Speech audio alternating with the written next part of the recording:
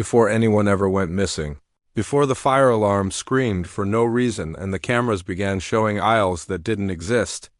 I need you to understand one thing. The Walmart on County Road 9 was never empty. Not really. Even at 3 in the morning, even after the doors were locked and the lights dimmed to that sickly blue glow meant to keep thieves uneasy, something always stayed behind. By the end of this story, you'll know why people vanished between aisle 7 and garden, why the night crew refused to walk alone, and why the store manager locked himself inside the security office and begged the police to burn the place down. But none of us knew that on my first night. On my first night, all I knew was that I needed the money, and Walmart was hiring. I remember the smell before anything else. A mix of rubber, old popcorn, cleaning chemicals, and something faintly rotten like damp cardboard left in a basement too long. It hit me as soon as I walked through the employee entrance at 9:47 p.m., the automatic doors sighing shut behind me like they were relieved I was inside and not them. The store looked normal enough at first glance. Wide aisles, tall shelves stacked with bulk goods, the endless hum of fluorescent lights buzzing overhead. But there was a quiet to it that felt wrong. Not peaceful, held like the air was waiting for permission to move. My name is Evan, and at the time I was 22, broke, and dumb enough to think a night shift would be easy money.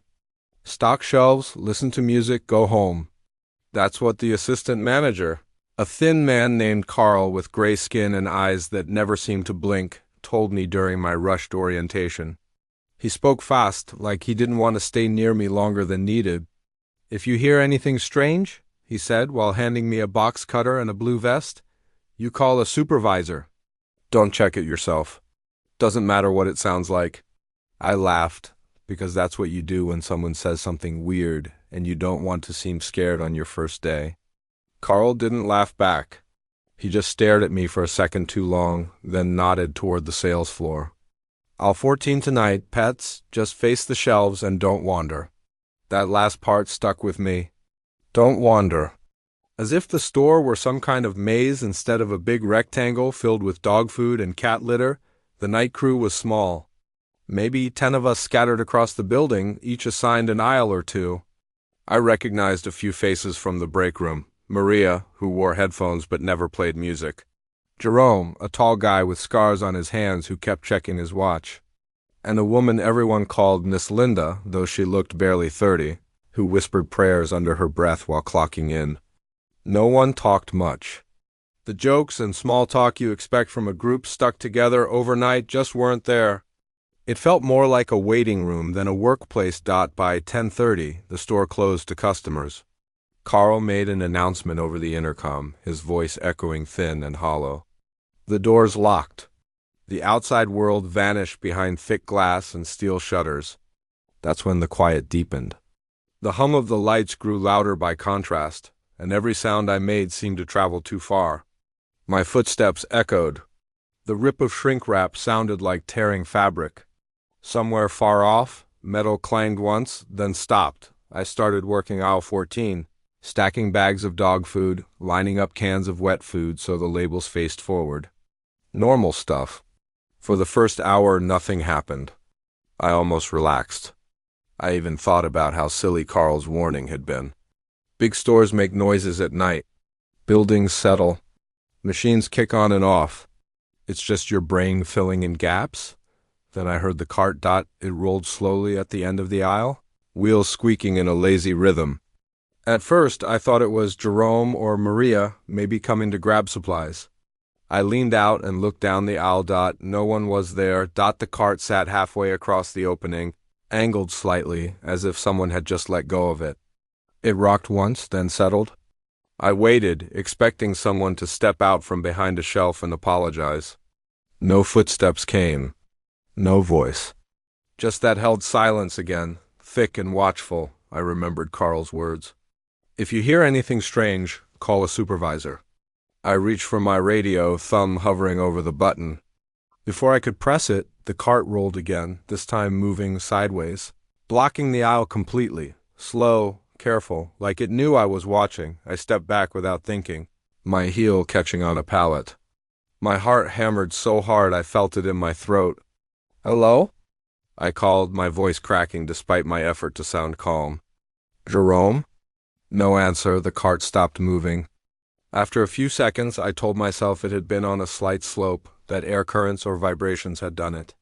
I was already building excuses because the other option that something unseen had moved it felt stupid and childish. I walked forward, grabbed the handle, and shoved the cart aside. The metal felt cold, colder than it should have been. As soon as the aisle opened, the lights flickered. Not off. Just a quick dip, like someone had dimmed them for half a second. When they steadied, the cart was gone. I stared at the empty space where it had been, my mouth dry. I know I moved it. I know I did. There was nowhere for it to go. No side aisle, no corner. Just gone. My radio crackled suddenly, making me jump. Carl's voice came through, low and tight. Ivan, you still in 14? Yeah, I said too fast. Yeah, I'm here. Everything okay? I looked around at the endless shelves of pet supplies stretching out like a canyon. Yeah, I lied. Just settling noises. There was a pause on the line, long enough that I thought he might not answer. All right, he said finally. Stay put. The radio clicked off. I tried to laugh it off, but the sound died in my chest. I went back to work, faster now, hands shaking as I stacked boxes. I kept my eyes on the aisle, refusing to look at the ends for too long. Time stretched. Minutes felt like hours. The store seemed to breathe around me. A low rise and fall made of electrical hums and distant thumps. Around midnight, I noticed something else. The shelves were changing. At first, I thought I was just tired. But the brand names were wrong. A bag of dog food I'd faced earlier now read something slightly off, the letters crooked, the logo smiling too wide. Another bag showed a picture of a dog with too many teeth, its eyes human and knowing. I blinked hard, rubbed my eyes, and looked again. The images were normal. Perfectly normal, except the feeling didn't go away. I finished my assigned pallet early and waited, leaning against the shelf, listening. That's when I heard the crying. It came from deep in the store, a child's voice, thin and broken, echoing through multiple aisles. Help, it whimpered, the sound stretching and warping as it bounced off concrete and metal. Please. Every nerve in my body screamed not to move. I thought of Carl's warning. Don't check it yourself. But the sound crawled under my skin, tugging at something old and helpless. A kid alone in a locked store at night, hurt, scared, I pressed the radio button. Carl? There's a kid crying. Static hissed back. For a moment, I thought the radio was dead. Then Carl's voice came through, sharper than before. Where? I don't know. Somewhere near toys, I think. Do not go looking, he said. Stay where you are. We'll handle it. The crying grew louder, closer. Footsteps padded softly, bare feet slapping against the floor. Help me, the voice begged again, right at the end of my aisle now. I could hear the wet hitch in each breath. I stood there frozen, staring at the dark gap between shelves. My hands clenched into fists. Every instinct told me to run, to hide, to disappear. Another part of me, the stupid human part, wanted to step forward and help. A small hand appeared around the corner of the shelf. It was gray. The skin wrinkled and loose like it belonged to someone far older than a child. The fingers were too long, the nails thick and yellow.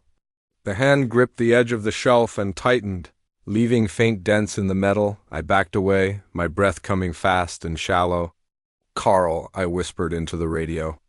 It's not a kid. The crying stopped, slowly. A face leaned around the corner.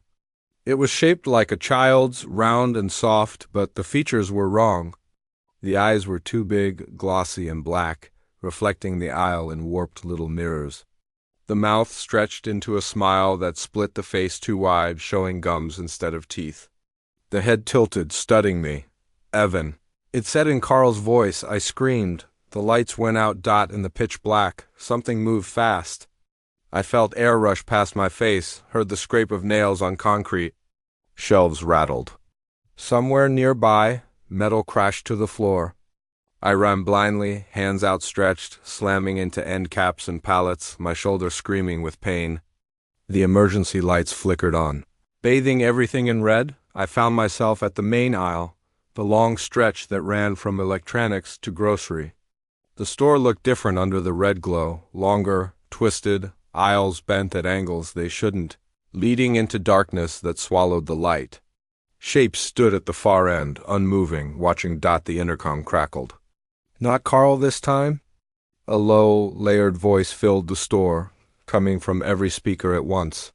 "Closing time?" it said softly. "Please make your final choices." All around me, doors slammed shut. Steel shutters rolled down over entrances I didn't know existed. The shapes at the end of the aisle began to walk forward. Their steps in perfect sync. I ran. I don't know how long I ran or where I went. The store refused to make sense, aisles looping back on themselves, signs pointing the wrong way. I passed Jerome, standing still in hardware, his eyes wide and empty, mouth moving silently. I saw Miss Linda kneeling in housewares, blood on her hands, smiling up at something I couldn't see. I heard Maria screaming from behind a locked door, the sound cutting off too suddenly. Somehow, I made it to the security office. I slammed the door and locked it, collapsing against the wall as the monitors flickered on. Every camera showed the same thing, empty aisles, clean and bright like nothing was wrong. Except one, camera 17, labeled aisle 14 pets on the screen. I saw myself standing there, facing the shelves, stacking dog food, calm, smiling, behind that version of me. The thing with the black eyes leaned close, its mouth opening wide. The door handle rattled. That was my first night at Walmart. And it was just the beginning. I learned the truth about the Walmart cameras the moment I realized they weren't lying. That sounds strange, I know, but hear me out. When you grow up, you're taught that cameras are cold, dumb things. They show what's there, nothing more. No opinions, no tricks. So when I stood shaking inside the security office, watching camera 17 show a calm, smiling version of me stocking dog food while something tall and wrong hovered behind him, my first thought wasn't that the camera was broken. My first thought was that the camera was showing what the store wanted me to see. The door handle rattled again, harder this time. Metal scraped metal, slow and patient, like whoever or whatever was outside knew it didn't need to rush. I backed away until my spine hit the desk beneath the monitors. The red emergency lights buzzed overhead, bathing the room in a sick glow that made everything look bruised. "Carl?" I shouted, my voice raw. "Carl, if you're there, say something." The intercom didn't answer. The radios on the wall stayed silent. The only sound came from the door and the low hum of the screens. I forced myself to look at the monitors again. Camera 17 still showed aisle 14, but something had changed. The shelves were empty now. No dog food, no cat litter. Just bare metal racks stretching up toward the lights. The other me stood alone, his smile gone. His head slowly turning toward the camera, toward me. The screen flickered. And suddenly every monitor showed the same aisle from different angles. Like the store was proud of this one moment and wanted me to see it from every side. The thing behind my double stepped closer, its shape blurring at the edges, like it couldn't decide what it wanted to look like. Long arms folded around my other self's shoulders in something that almost looked like affection. I dropped my eyes, bile burning the back of my throat. "This isn't real," I whispered, though I didn't believe it. "This isn't real." The handle stopped rattling. For a heartbeat, everything went still. No lights buzzing. No footsteps. No breathing except my own. I held my breath, listening. Then the door creaked inward. I hadn't unlocked it. I knew I hadn't, but the lock slid back on its own with a soft click, like it was happy to cooperate. The door opened just enough to leave a thin black line between the frame and the edge. Something pressed against it from the other side. "Testing," I ran. I burst out the opposite door of the security office, my shoes slipping on the polished floor. The red lights flickered again, then died completely, plunging the store into darkness broken only by the pale glow of exit signs. I followed the green arrows on the floor, my lungs burning, my thoughts tangled and wild. The Walmart at night was not the Walmart I'd known during the day.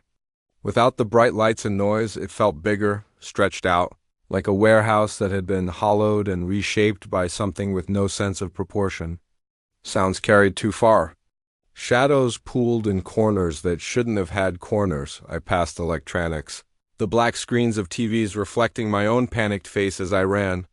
For a moment, I thought I saw movement in one of them, a hand pressing against the glass from the inside, but I didn't stop to check. I headed for the employee exit.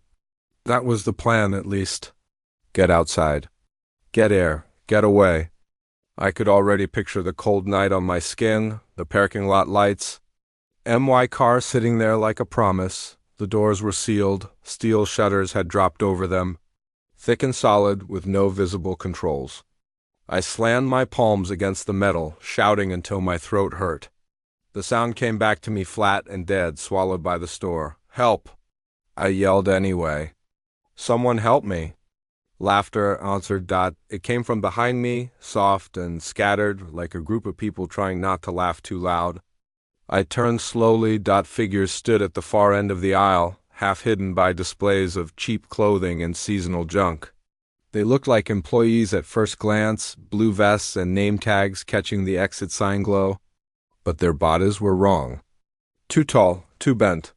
Heads tilted at angles that made my neck ache just looking at them. They took a step forward together. I backed away until my shoulders hit the cold metal of the shutters. Stay back, I said, my voice shaking. Please. One of them stepped ahead of the others. It wore a vest with a name tag that read CARL. His face looked almost right, but the skin sagged like it had been stretched over the wrong frame. His eyes were glossy and dark, reflecting the exit sign in sharp little points. You didn't follow instructions, it said, his mouth barely moving. I tried, I said. I stayed in my aisle. I called you. It smiled, and the skin around its mouth split too thin. You looked, it replied. You listened. You ran. The others murmured in agreement, a wet, whispering sound. I just want to leave, I said. I won't tell anyone. I swear. Carl tilted his head. No one ever tells, he said. They don't need to. The lights snapped back on. Not all of them. Just enough to show me how wrong everything had become. The main aisle stretched out in front of me, longer than it should have been, lined with shelves that leaned inward like ribs. Signs hung crooked overhead, their words scrambled and unreadable. The floor was scuffed with marks that looked too much like dragged footprints. The figures rushed me. I ducked to the side at the last second, slipping past a rack of jackets as hands clawed at the air where I'd been. Fabric tore. Something hissed in frustration. I ran again, this time with no plan. Just following whatever path stayed clear for half a second longer than the rest. I ducked into garden. The change was immediate. The air grew damp and cold, smelling of soil and stagnant water. The ceiling rose higher, the lights dimmer, casting long shadows between stacks of mulch and rows of dead plants. Sprinklers hung overhead, dripping slowly, each drop echoing like a countdown. I slowed, trying to quiet my breathing. My chest felt tight, every breath a scrape. I hid behind a stack of fertilizer bags, peeking through a tear in the plastic. The figures didn't follow me in. They stopped at the entrance, just beyond the line where tile met concrete. Carl stood at the front, his head tilted back, sniffing the air like an animal. He smiled again, smaller this time. Not here, he said softly. Not yet. They turned and walked away, their footsteps fading into the store. I sank to the floor, my legs giving out. My hands shook so badly I had to sit on them to keep them still. I didn't know how long I stayed there, listening to the drip of water and the distant hum of the building. Minutes, hours, time felt loose, untrustworthy. When I finally stood, I realized I wasn't alone. Someone crouched on the other side of the fertilizer stack, watching me with wide eyes. A real person. A girl, maybe 19 or 20, her blue vest smeared with dirt and something dark I didn't want to think about. Don't scream, she whispered before I could react. They hear everything. I nodded quickly, relief flooding me so hard it almost hurt. Who are you? Kayla, she said. Night shift, or... I was. How long have you been hiding here? I asked. She gave a small, bitter laugh. Hiding isn't the right word. Waiting is more like it. For what? For them to get bored, she said. Or hungry enough to make mistakes. She saw the look on my face and sighed. You saw it, didn't you? The other you? My blood went cold. You've seen that too? She nodded. Everyone does. That's how they keep track. That's how they learn you. What are they? I asked. Employees? Ghosts? Kayla shook her head. A store, she said. Or something that wears it like a skin. It's been here a long time. Longer than this building. Longer than the land. Walmart just gave it rules. Rules? Closing time? She said. Aisles, cameras, name tags. It learned how people move, how they listen. It copies. Tries to get it right.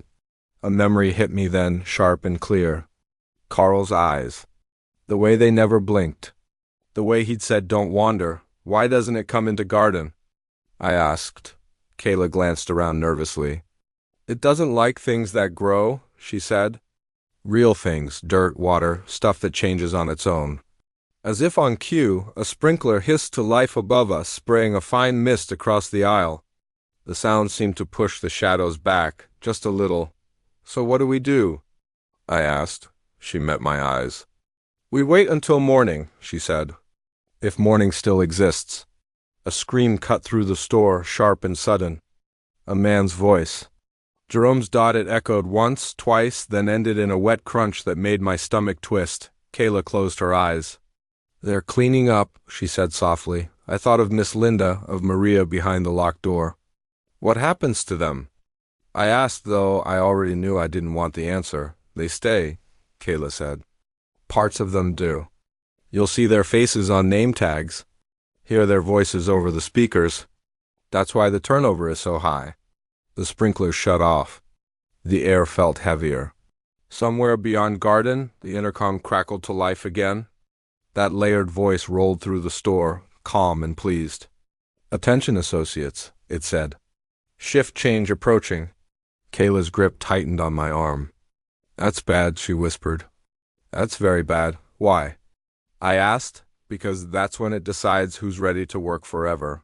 From the darkness at the edge of garden, footsteps began to approach, slow and steady, and this time, they didn't stop at the tile. The footsteps didn't rush us. That was the worst part. They came slow, steady, one after another, heavy enough to carry weight, but careful enough to show control. Whoever was walking didn't need to hurry. The store had already decided how this would go. Kayla pulled me down behind the fertilizer bags just as a shadow stretched across the concrete floor. It slid forward first, long and thin, bending around the corner before the body followed. The shape that stepped into garden wore a blue vest, but it hung wrong. Stretched tight across a chest that rose and fell like it was learning how breathing worked. It stopped a few feet inside. The smell hit me next. Not rot exactly, but old air like a room that hadn't been opened in decades. Mixed with soil and stagnant water, it made my eyes burn. I pressed my fist against my mouth to keep from coughing. Kayla, it said gently. Her whole body went rigid. I felt it even through the bags between us, like fear had weight. She shook her head at me without looking, a silent warning not to move, not to speak. Kayla, the thing said again, closer now. Its voice was wrong in a new way. Not layered like the intercom. Not mimicking Carl. This one sounded tired. Almost sad. You clocked out early, it continued. That makes extra work. I peeked through a tear in the plastic. It looked like a woman, at least at first glance. Mid-30s maybe, dark hair pulled into a bun, name tag reading Linda, Miss Linda, but her eyes were cloudy, like glass left in the sun too long. One of her hands dragged slightly, fingers brushing the floor as she walked. You don't have to hide, she said. We're short tonight. Kayla's breathing went shallow. I could see tears sliding down her cheeks, cutting clean lines through the dirt on her face. She shook her head again, harder this time, begging me to stay silent. The thing wearing Miss Linda took another step. The sprinklers above us shuddered, then dripped faster, water pattering onto the concrete like nervous fingers. The air seemed to push back, just a little, and the thing paused. Its smile twitched. Oh, it said softly. You brought dirt. The word sounded like an insult. It straightened, head tilting, listening to something I couldn't hear. Then it took a step back. And another. Each step looked forced, like walking into a strong wind. "Not yet," it muttered and turned away. Retreating out of garden and into the darker part of the store, I didn't realize. I was shaking until my teeth started clicking. Kayla didn't move for a long time. She just sat there, eyes locked on the entrance, waiting for the sound of footsteps to return. When she finally exhaled, it came out as a broken sob. "That was her," she whispered. "Or what's left." "I'm sorry," I said, and meant more than I could say. She wiped her face with her sleeve, anger flashing through the fear. "Don't be. That's what it wants. Guilt makes people stupid." She stood slowly, peering out into the store. "We don't have much time now." "Why?" I asked. "Because once they start sending the familiar faces, it means the store's narrowing its choices," she said. "It's sorting." My stomach dropped. "Sorting into what?" She looked at me, eyes hard. "Staff in stock." Another announcement echoed through the building, softer than before, but closer somehow, like the speakers were leaning in. "Associates," the voice said, warm and friendly. "Please report to your assigned areas for final review." All around us, lights flickered on in sections, aisle by aisle, like a path being drawn. Far off, I heard movement. Lots of it. Shuffling feet, carts rolling. Low murmurs. "Follow me," Kayla said. "And do exactly what I do?" "No matter how wrong it feels." She didn't wait for an answer. She slipped out of garden and into the nearest aisle, moving low and quick. I followed, my heart pounding, so loud I was sure it would give us away. We passed housewares first. The shelves were wrecked, dishes smashed on the floor, white shards crunching under our shoes. In the middle of the aisle stood a group of figures facing the shelves, hands moving in stiff, repeated motions, stocking, cleaning, working. One of them turned its head too far as we passed, eyes catching the light. It smiled at me with Maria's mouth. I looked away and kept moving. The store felt tighter now, like the walls had crept in while we weren't looking. Aisles bent slightly, curving where they should have been straight. Signs pointed toward places that didn't exist. The smell of cleaning chemicals grew stronger. Sharp enough to sting. We reached the back hallway near receiving, where the floor changed from tile to rough concrete. The lights here were dimmer, buzzing like angry insects. Kayla stopped and crouched near a stack of broken pallets. She pulled something from her pocket and held it up. A name tag.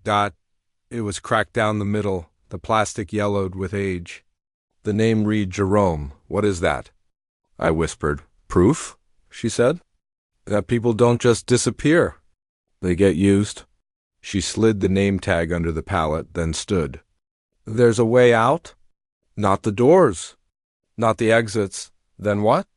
She pointed upward. I followed her finger and felt my stomach twist.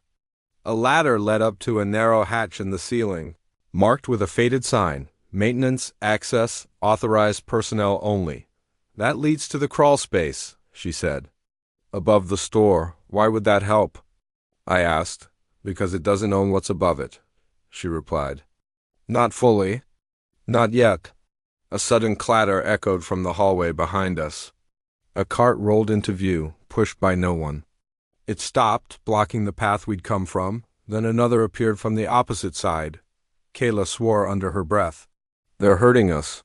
The lights overhead brightened, buzzing louder.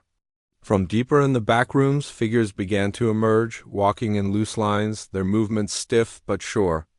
I recognized faces among them, customers, employees, people who shouldn't have been there. The intercom crackled again. "Maintenance access is restricted," the voice said, polite but firm. "Please return to your areas." Kayla grabbed the ladder and started climbing. "Go!" she hissed. "Now?" I followed, my hands slipping on the cold metal rungs. Below us, the figures gathered, their heads tilting in perfect unison as they watched us climb.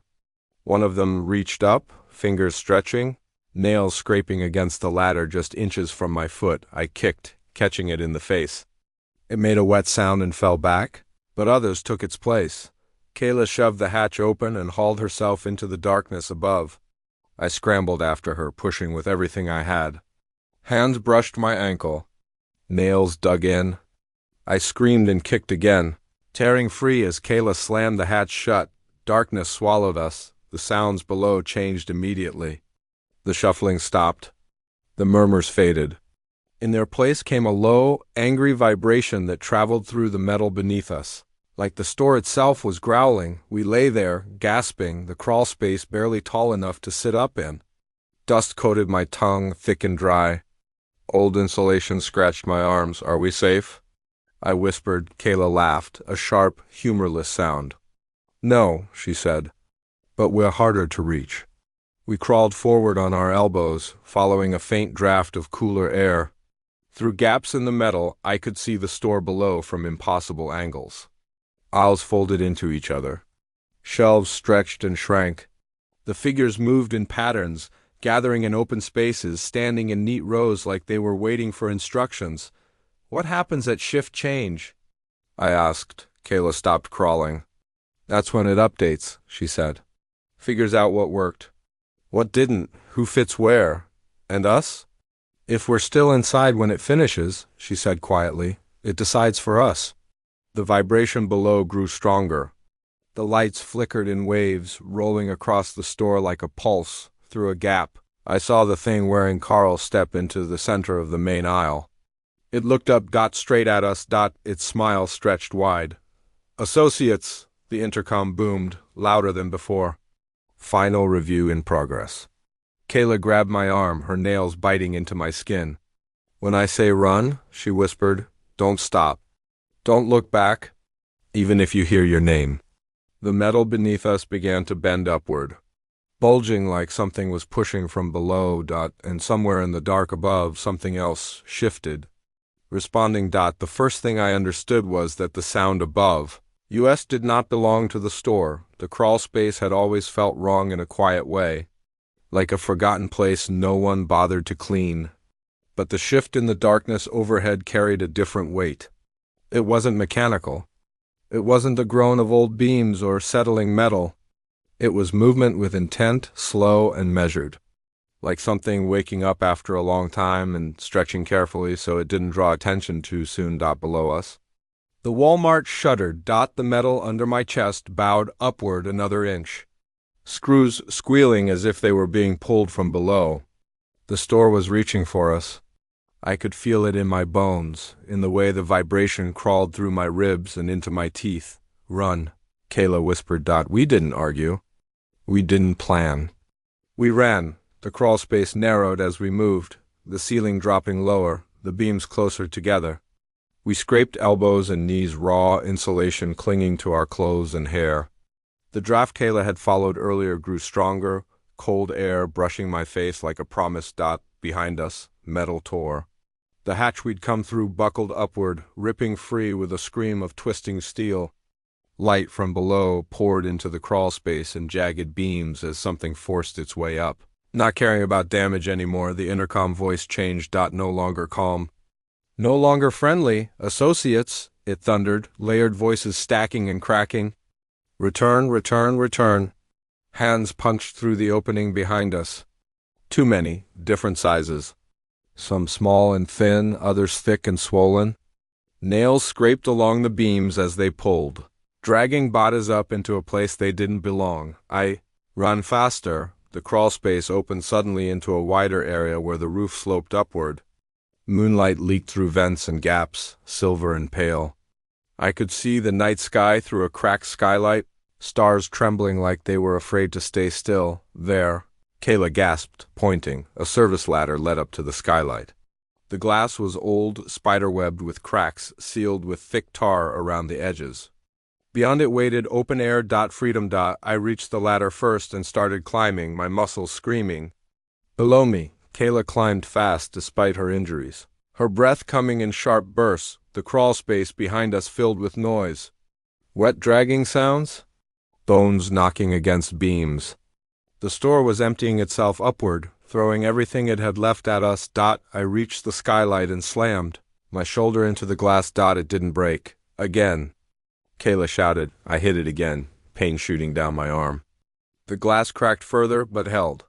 Black shapes surged beneath us, bodies piling on the ladder, hands grabbing at my legs, my shoes, my clothes, One set of fingers closed around my ankle. I looked down. It wore Jerome's face.